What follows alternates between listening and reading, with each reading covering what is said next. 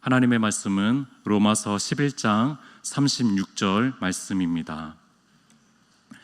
로마서 11장 36절 말씀, 우리 한 구절 보도록 하겠습니다.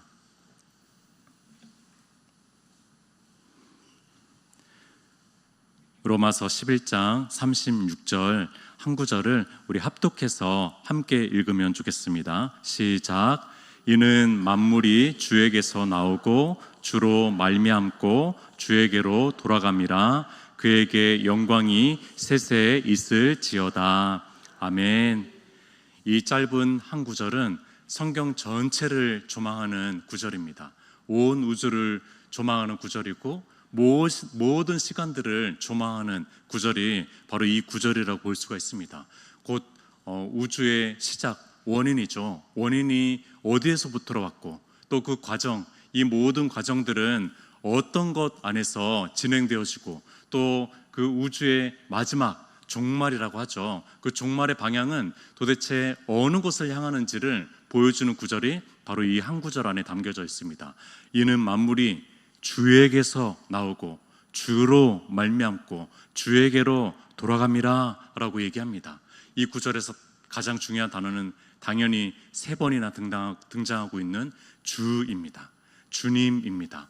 그리고 그 다음으로 눈여겨봐야 될 그런 단어들은 바로 이제 국어로 따지자면은 조사입니다. 조사, 뭐뭐에게서로 말미암아, 뭐뭐에게로라고 되어 있는 것이고, 영어 성경을 보면은 조금 더 정확하게 나와 있는데, 영어 성경으로 보면은 전치사라고 하죠. 전치사, from him이라고 나오고요, 또 through him이라고 나오고, to him이라고 나옵니다. 이 세 가지 전치사를 오늘 설교 제목으로 좀 붙여보았습니다. from은 뭐뭇으로부터 시작과 원인을 알려주는 것이라면은 through는 모든 과정을 얘기해 주는 겁니다. 처음서부터 끝까지의 그 중간 과정을 얘기해 주는 것이 through입니다. 또 to는 방향이죠. 무슨 쪽으로 어떤 방향을 향해서가 to라는 것입니다. 이 모든 것이 주목하고 바라보고 있는 단어는 바로 힘, 주님입니다. 주님을 바라보고 있습니다. 그러니까 이 전치사, 이 세 가지의 전치사는 궁극적 전치사라고 볼 수가 있습니다. 이 전치사는 끝판왕 전치사라고 볼 수가 있는 것이죠. 이 세 가지의 전치사를 오늘 좀 보려고 합니다. 처음은 from입니다. from. 우리는 어디에서부터 왔죠? 우리는 부모에서부터 왔죠. 또 부모에게서부터 온 것이죠. 그러면은 계속 위로 올라가다 보면은 부모의 부모 계속 올라가다 보면은 나는 도대체 어디에서부터 왔지? 라는 질문을 던지게 됩니다. 우리는 도대체 어디에서 궁극적으로 오게 된 것이지? 라는 질문을 던지게 됩니다. 그리고 이 세상은 어디에서부터 존재하는 것이지? 어떤 원인으로부터 존재하는 것이지? 라는 질문을 던지게 된다는 겁니다.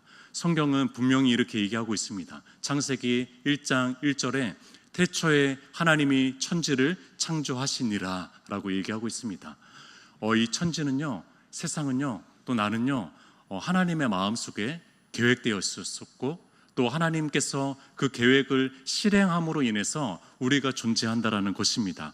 우리 육신의 눈에는 보이지 않는 천사에서부터 현미경으로 겨우 볼 수 있는 미생물, 그리고 온 우주, 소우주, 대우주, 할 것 없이 유성과 행성과 우리가 만질 수도 없는 그 모든 것들을 창조하신 분은 바로 하나님이시라는 것입니다.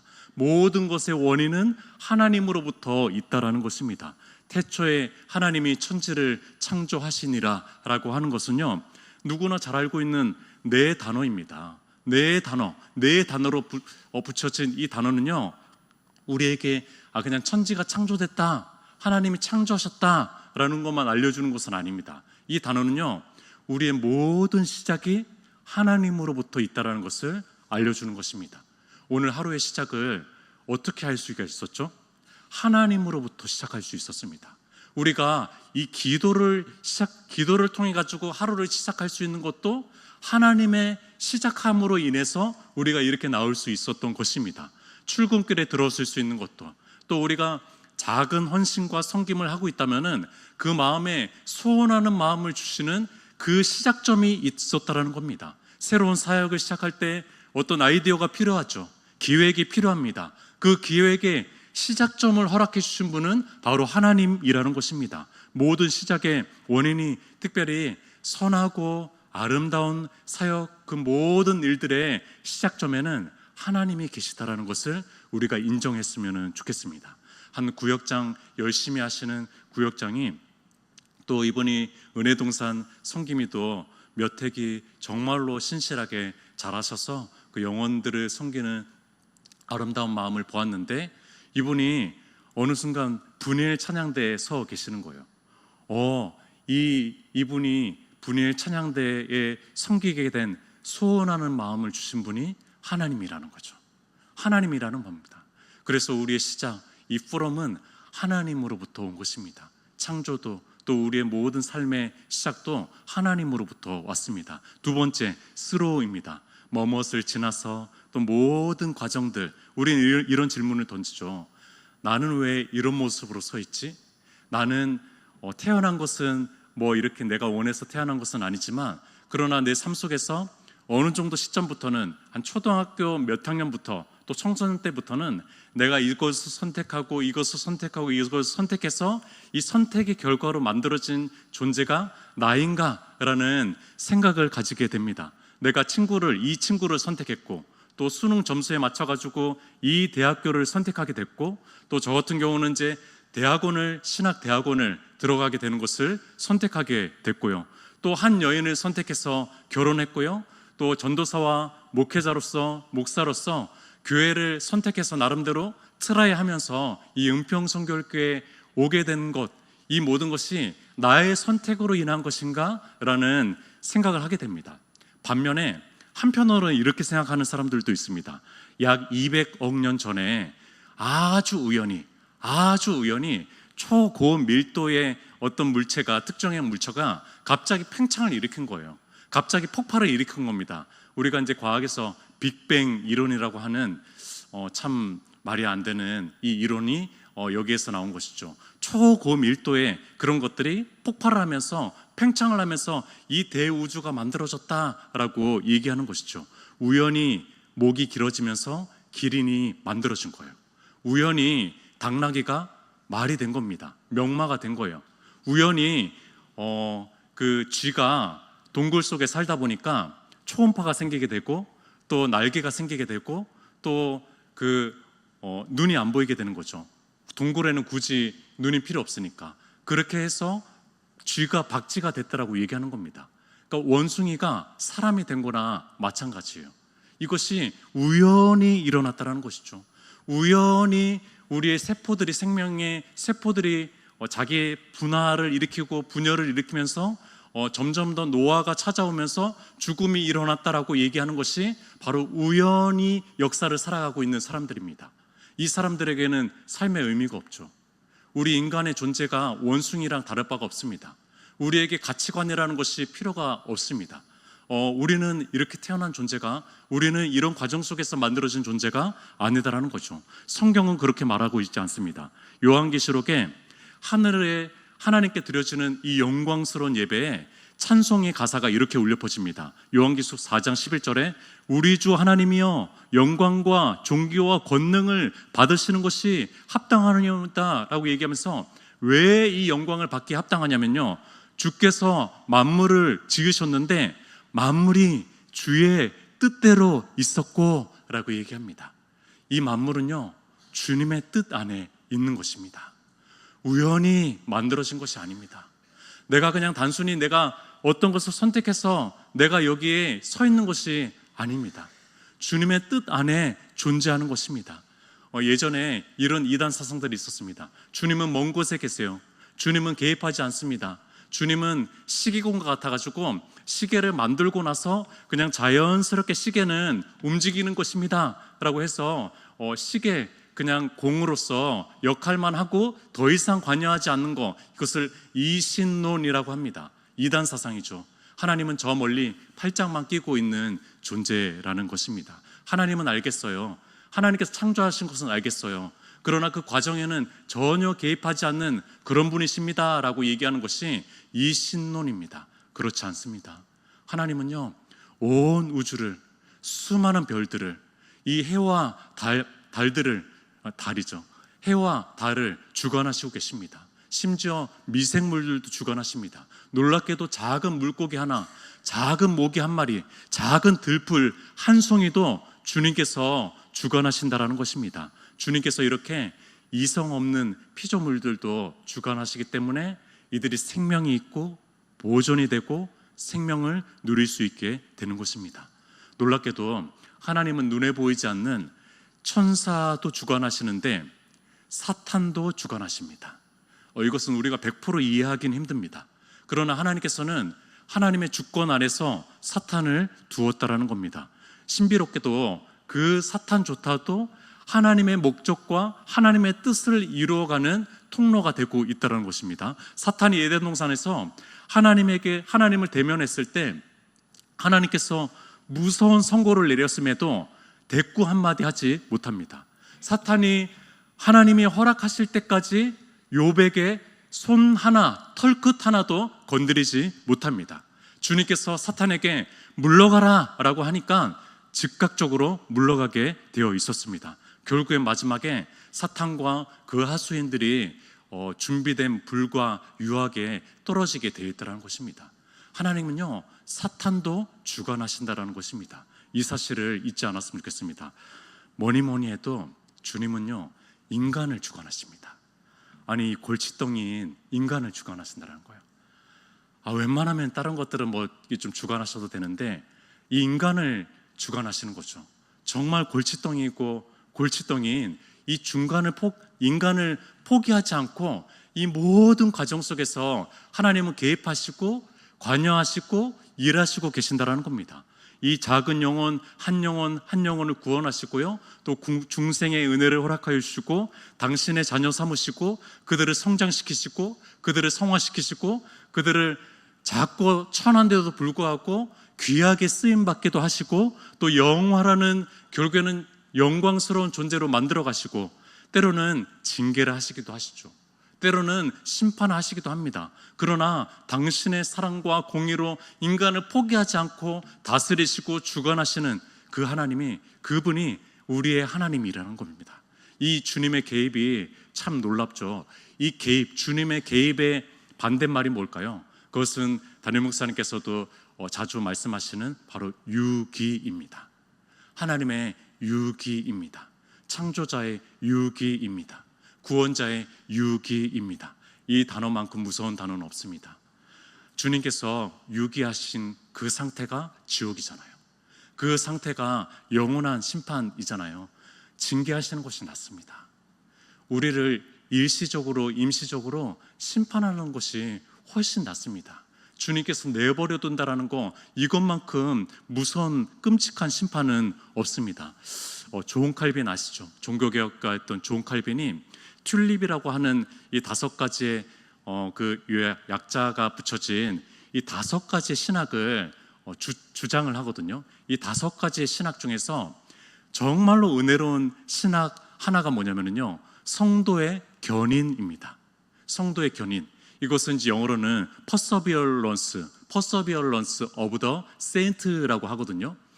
이 perseverance는 어떤 뜻이냐면요, 어려운 상황에서도 오랜 시간이 걸리더라도 포기하지 않고 인내하는 그 인내를 perseverance라고 하는 겁니다. 이것을 우리말로는 견인이라고 한 거예요. 더 잘 와닿습니다. 더 생생하게 와닿는 단어가 됐습니다. 왜냐하면은 하나님께서 견인차가 된다라는 거예요. 그래서 고장난 차조차도 하나님께서 끝까지 인도해 주는 거죠. 끝까지 그 목적지까지 도달할 수 있도록 해주시는 것이죠. 그것이 성도의 견인이라는 것입니다. 이 견인은요, 이 견인이라는 교리는 성도가 결코 하나님을 배신하거나 배반할 수 없다는 것이 아닙니다. 이것이 아니라 하나님은 우리를 향해서 끝까지 인내하고 끝까지 견디어 주신다는 겁니다. 하나님의 보존하시는 능력은 결코 실패를 하지 않는다라는 의미입니다. 하나님께서 그의 자녀를, 그의 백성을 포기하지 않고 끝까지 인내하시고 그를 끝까지 인도하신다라는 것이 바로 이 성도의 견인이라는 것입니다. 그래서 이렇게 신앙 고백으로 성도의 견인입니다 라고 얘기하는 것이지, 우리가 배반하지 않을 가능성이 있는 것은 아닙니다. 우리는 그런 약한 존재입니다. 그러나 하나님께서는 그런 우리를 붙잡고 계십니다. 우리를, 그런 우리를 포기하지 않고 계신다라는 거예요. 그분의 팔은 영원한 팔이라는 겁니다. 우리의 부모도, 우리의 배우자도, 우리의 후견인도, 우리의 어떤 옹호인도, 우리의 어떤 보호자도 우리를 영원한 팔이 되어주지는 못합니다. 그러나 하나님께서 영원한 팔이 되어준다는 겁니다. 마지막으로 to입니다. to, 뭐뭇을 향해서 뭐뭇의 방향을 바라보다라는 것이죠. 이 to 힘입니다. 우리 주님으로, 주님께로 가는 것이죠. 나는 어디로 갑니까? 나의 10년 후, 20년 후의 모습은 어떤 모습일까요? 우리의 궁극의 모습은 어떤 모습일까요? 잘 모르겠습니다. 이 세상은 어떻게 흘러가고 있을까요? 이 탐욕 많은 이 패역한 시대는 어떤 시대가 될까요? 그러나 이 돌아가는 궁극적인 최종적인 종말은 주님께로 돌아간다라고 얘기하고 있습니다. 하나님께서 최초에 만드신 세상은 너무나 기쁨과 조화가 가득한 에덴 동산이었습니다. 기쁨의 동산이었습니다. 고통도 죽음도 없는 곳이었고, 무엇보다도 하나님께서 온전히 함께 하시는 그런 임마누엘 동산이었습니다. 그러나 이사야와 요한계시록에 선포되는 환상으로 보여주는 그 새 하늘과 새 땅은요, 더 아름다운 곳입니다.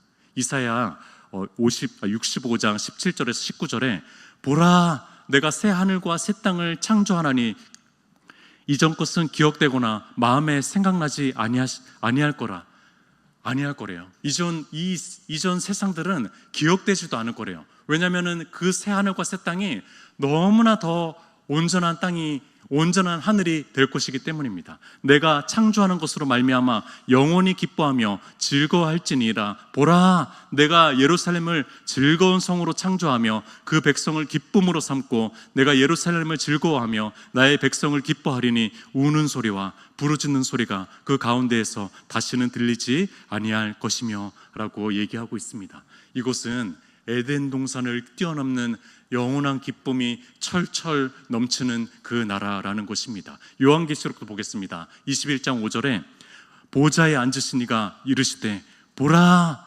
계속 보라라고 얘기합니다. 이것은 단순히 들어야 될 문제가 아니라 우리의 마음에 상상의 나래를 펴서 보라라고 얘기하는 것입니다. 내가 만물을 새롭게 하노라 하시고 라고 하시면서 또 이르시되 이 말은 신실하고 참되니 기록하라 라고 얘기하는 것입니다.